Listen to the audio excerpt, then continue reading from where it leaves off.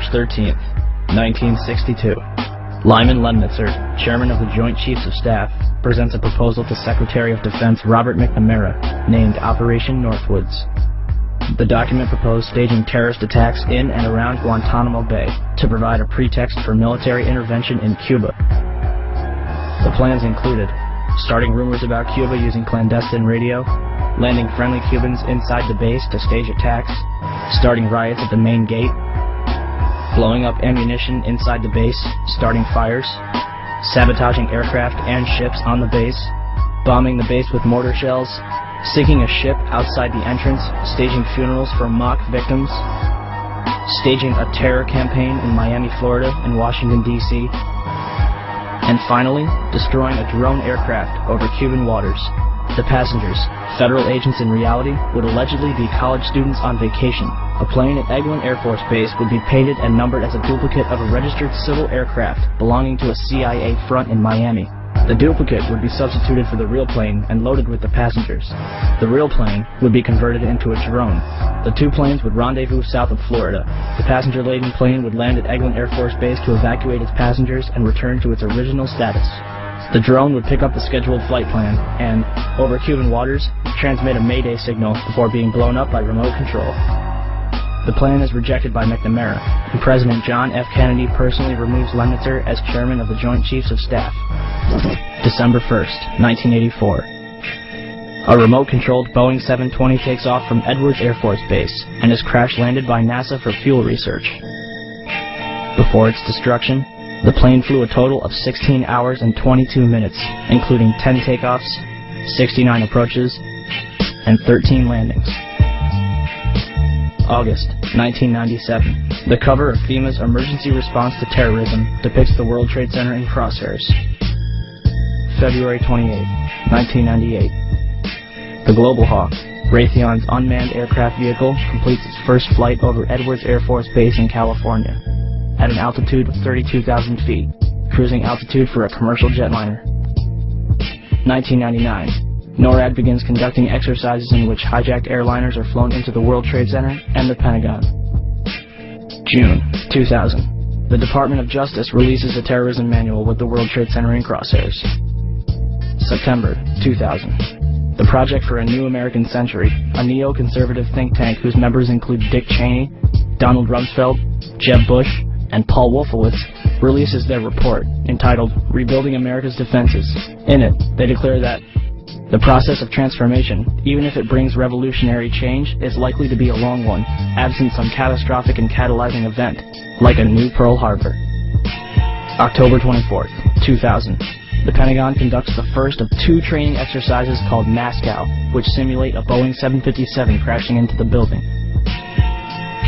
Charles Burlingame, an ex-Navy F-4 pilot who worked in the Pentagon, participates in this exercise before retiring to take a job at American Airlines, where, less than a year later, his Boeing 757 allegedly crashes into the building. April 2001. NORAD plans an exercise in which a plane is flown into the Pentagon, but is rejected as too unrealistic. June 2001. The Department of Defense initiates new instructions for military intervention in the case of a hijacking. It states that for all non-immediate responses, the Department of Defense must get permission directly from the Secretary of Defense. Attorney General John Ashcroft begins flying on chartered jets for the remainder of his term due to a threat assessment by the FBI. July 4th, 2001. Osama bin Laden, wanted by the United States since 1998, receives medical attention at the American Hospital in Dubai, where he is visited by a local chief of the CIA. July 24th, 2001. Larry A. Silverstein, who already owned World Trade Center 7, signs a $3.2 billion, 99-year lease on the entire World Trade Center complex 6 weeks before 9/11. Included in the lease is a $3.5 billion insurance policy, specifically covering acts of terrorism. September 6, 2001, 3,150 put options are placed on United Airlines stock. A put option is a bet that a stock will fall. That day, put options were more than 4 times its daily average. Bomb-sniffing dogs are pulled from the World Trade Center, and security guards end 2 weeks of 12-hour shifts. September 7th, 2001. 27,294 put options are placed on Boeing stock, more than 5 times the daily average. September 10th, 2001. 4,516 put options are placed on American Airlines, almost 11 times its daily average. Newsweek reports that a number of top Pentagon brass canceled their flight plans for the next morning. San Francisco Mayor Willie Brown receives a phone call warning him not to fly the next morning. Pacifica Radio later reveals that this phone call came directly from National Security Advisor Condoleezza Rice. And in Pakistan, at a military hospital, all of the urologists are replaced by a special team in order to host their guest of honor, Osama bin Laden, who is carefully escorted inside to be watched carefully and looked after.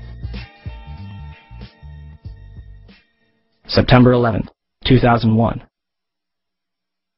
The National Reconnaissance Office in Chantilly, Virginia, is preparing for an exercise in which a small corporate jet crashes into their building. NORAD is in the middle of a number of military exercises. The first, Vigilant Guardian, is described as an exercise that would pose an imaginary crisis to North American air defense outposts nationwide. The second, Northern Vigilance, moved fighter jets to Canada and Alaska to fight off an imaginary Russian fleet.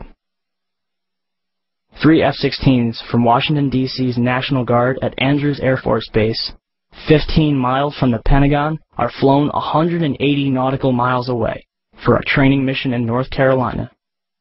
This left 14 fighter jets to protect the entire United States. Hi, Boston Center, Team U. We have a problem here. We have a hijacked aircraft headed towards New York, and we need you guys we need someone to scramble some F-16s or something up there to help us out. Is this real world or exercise? No, this is not exercise, not a test.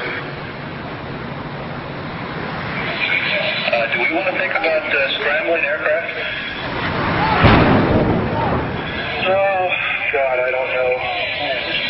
That's a decision somebody's going to have to make probably in the next 10 minutes. Everybody just left the room.